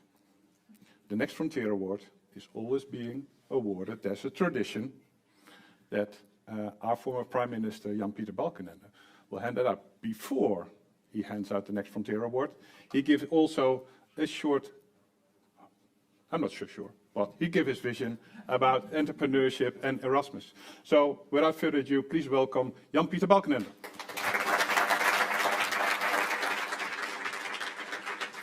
Thank you very much, and this is a fantastic afternoon.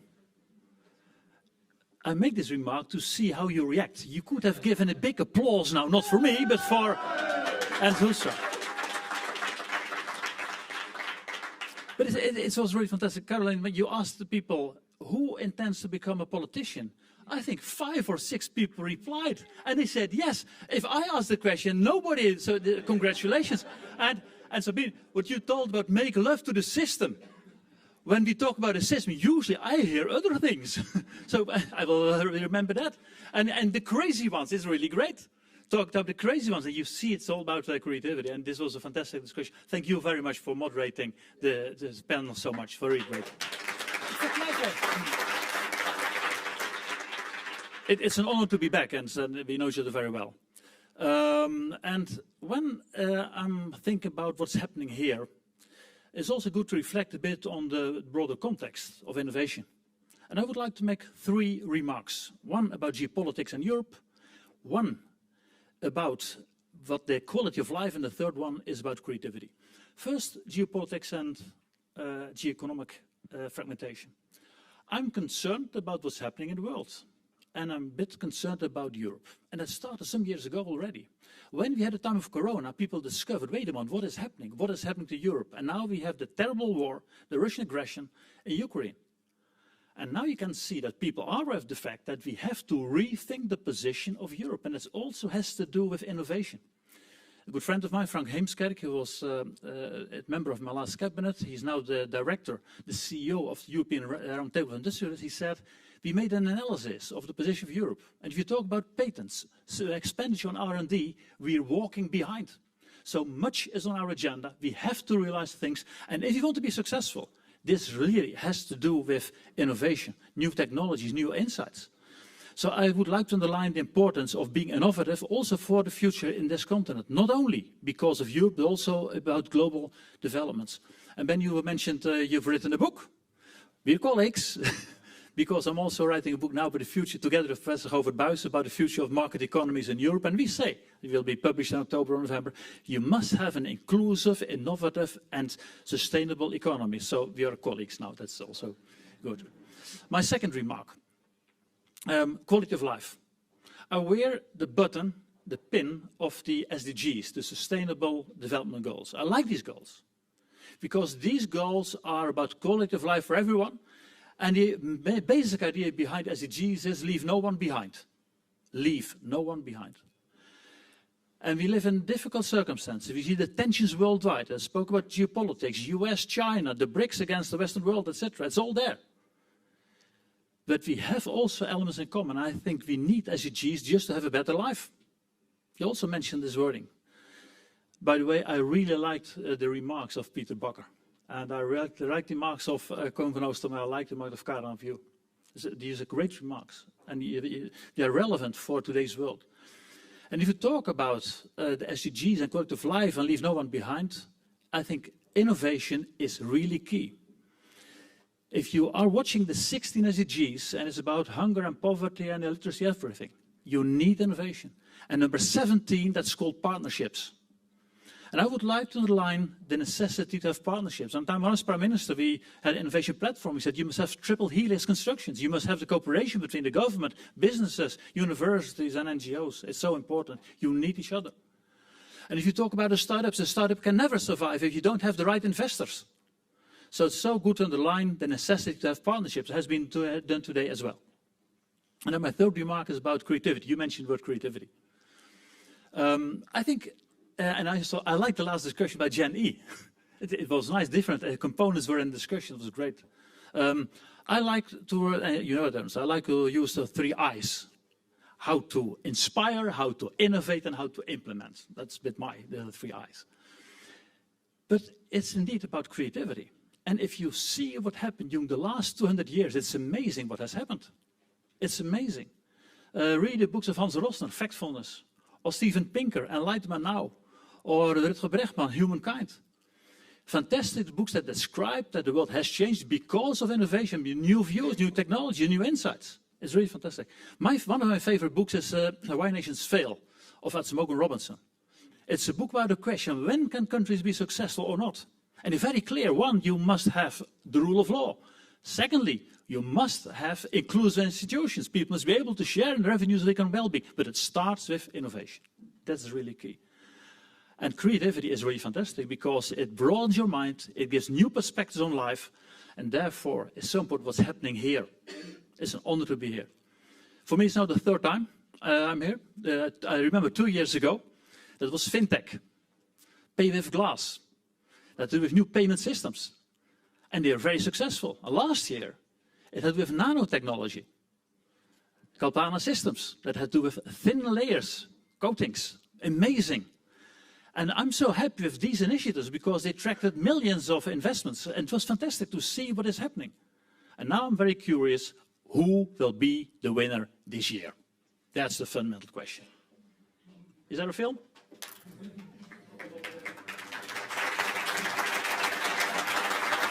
Hi, I'm Varsha, CEO and co-founder of ImcoMed, and our goal is to reduce melanoma mortality with at least 20%.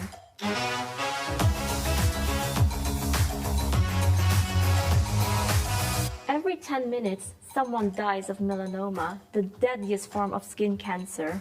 Melanoma patients most at risk of disease recurrence undergo surgery to remove the tumor and receive extra cancer drugs. But unfortunately, for 40% of patients, these drugs simply don't work because their cancer still comes back. That is why IMCOMED is working towards a future where melanoma therapy is no longer a gamble, but a personalized strategy. Our groundbreaking technology painlessly extracts thousands of untapped biomarkers at the source of the problem, the skin tumor. These biomarkers, consisting of proteins, DNA, RNA, and lipids, provide valuable insights into the patient's unique cancer profile. And this information can be used by oncologists to determine what the best therapy is for each patient. We are currently at the preclinical stage, and we are raising capital to initiate a clinical trial. So if you are an investor who understands the power of precision medicine, we'd love to speak with you. You can reach us via email and LinkedIn.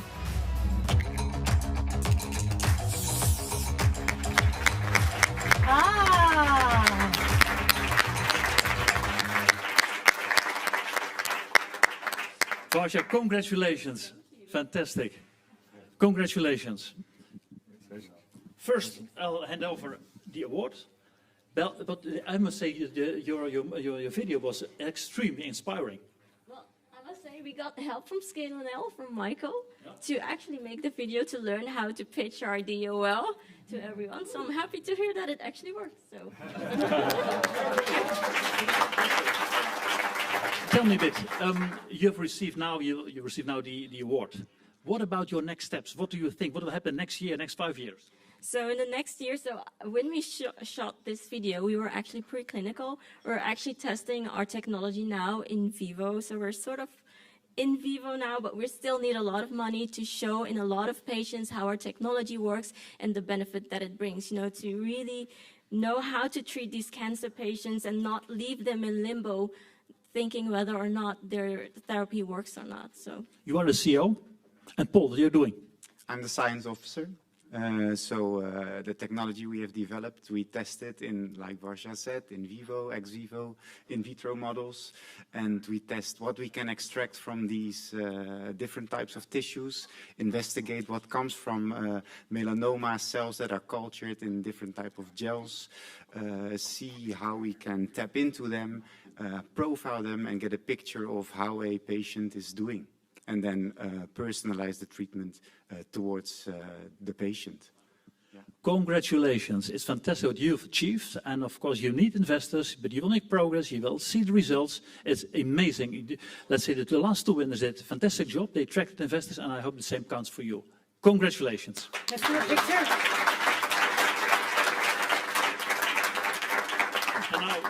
And now the picture.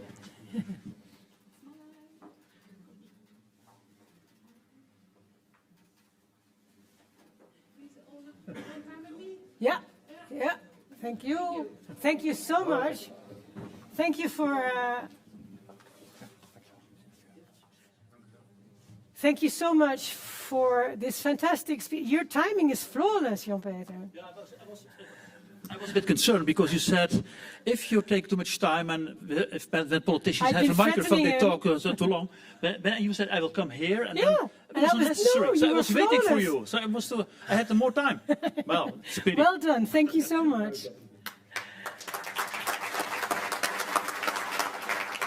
Okay. Last but not least, I would like to introduce you to the new kid on the block, Allard Kastelein. He's not necessarily a young kid on the block, but the new kid on the block. The new kid on the block. Thank you very much. Thank you for joining us. We just remembered that the last time we saw each other was at a wedding 40 years ago, but that's okay. We go back a long time, right? We go back a long time. Allard, I know that you're here because of your new position that you have taken up here, which is for the Trust Funds. But before that, you've been the CEO of a very important employer and bringing of productivity in the Rotterdam area, the port. What did you learn there about entrepreneurship and everything? Can you reflect with that experience a little bit on the conversations we've had today? Yeah, and my pleasure. And indeed, good afternoon, everyone. Sorry, I'm with my back to some of you. You may think and consider Port of Rotterdam a very traditional environment and traditional industries and big IOCs and conglomerates, and what does innovation and entrepreneurship have to do with that, right? And I can only confirm that if a port that is predominantly based on fossil fuels and very traditional logistics value chains. If that port would not acknowledge that the big disruptions are emerging on the back of digitization and the energy transition, then somewhere in the future you'll become the dinosaur of that day and age. So it's fair to say that when I joined the port 10 years ago, we actually went out and about to confirm that those two big disruptions should actually be translated into opportunities. And that's where entrepreneurship and innovation comes all together. Because we need Delft, we need Erasmus, we need entrepreneurs, we need folk that wish to stick out their neck and wish to change the system, wish to change the opportunities, but in collaboration with existing enterprises. Because it would be a mistake to assume that you can change the environment in which we operate and live in. Go back to Peter Bakker's plea at the start of the session, and I fully concur with Jan-Peter that also in the port we embrace the Sustainable Development Goals as our leading guiding principles.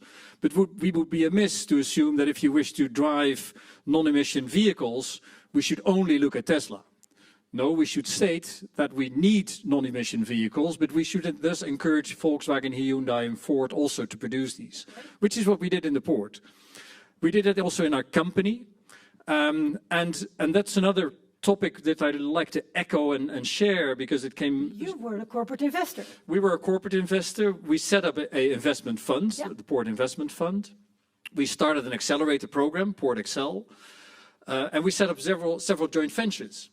Now, I wish to build on one of the conversations at table one, I believe it was, where there was some of the emphasis, and maybe it was your presence, Caroline, I'm not sure, related to the regulatory framework. And I would wish to encourage the entrepreneurs here present or at this university or at Delft University not to be misled by the mere fact that regulation might not be present when you start out. Because there's an element of co-creation of that environment. Because if you believe in an idea, if you believe that idea has a future, but the environment is not conducive yet, you may seek the coalition of the willing, you may seek the partnership, you may create the ventures, you may reach out to the legislators and the regulators in order to co-create the outcome you desire. Because entrepreneurship is also about creating your own pathways to a solution. So it's taking your own destiny. Taking your destiny in your own hands, appreciating, of course, the predicaments along the way, but nevertheless not be misled or held back by an environment which might not be entirely conducive or to your ideal liking as it starts. So this is what we did in the port, and then you come to the relevance of a port, 565,000 jobs, 6.5% of the Dutch GDP, reaching out to 350 million Europeans. So if that port is able to address the opportunities of digitization and energy transition, it will be as relevant in future as it was in the past, with a zero-emission environment and a fully digitized, hopefully on AI-based platform to connect the world, which is what the port's purpose in life is. It's steering an increment into the future. And now this is what I find intriguing, because I didn't realize it until you now started talking, because now you are here because you are the chairperson of the Trust Funds. And the Trust Funds, for those of you who don't know, but Albert will explain a bit more, was one of the founding fathers of the Erasmus University. And who were the investors in the Trust Funds? It was the havenbaronnen. It was indeed established by the private entrepreneurs from the port business environment.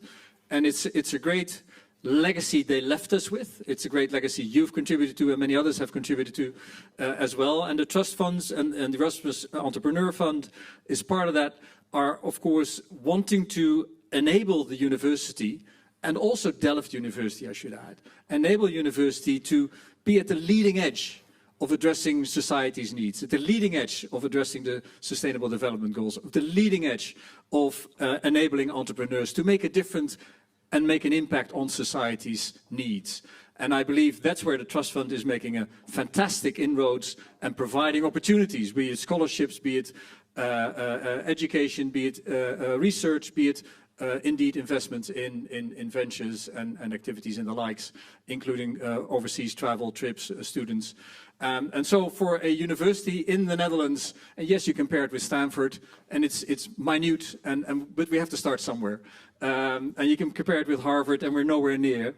But yes, the Trust Funds is wanting to be a force for good, is wanting to help the university, is certainly helping this enterprise here, and is helping the entrepreneurs and innovators and eager students of today's day and age that wish to make an impact, that wish to address the society's needs to be a force for good. And the Trust Funds is really working very hard. If you want to know more, Margot is there. She can help you out. And many others will continue to be available to engage with those that are in need for more information. I think we're all delighted that you've now taken over this LP of the university, which has been around, I think, for how long is the Trust Fund around, Margot? 110 years, so it's been a steady, it's like a family company, it's been a steady force. Together, we're now going to open the Entrepreneurial Year. Good. So will you join me and all of us in counting down Ernst? Yeah. Counting down Ernst. Yeah. Counting down Ernst? Yeah. Yeah. Because this is the third time. This is the third time we have Ernst. This is the third time we're having a ceremony. Yeah. Right? So this is our fourth. We're moving towards our fourth Entrepreneurial Year. I know it's the 31st of August, but let's pretend it's the 31st of December. Let's go. Countdown. 10, 9, 8, 7, 6, 5, 4, 3, 2, 1. Yay! Okay, guys, thank you so much. Thank you all. Can I invite you to the bar? We wish you a successful year. Please make yourself to the most important ecosystem, the bar.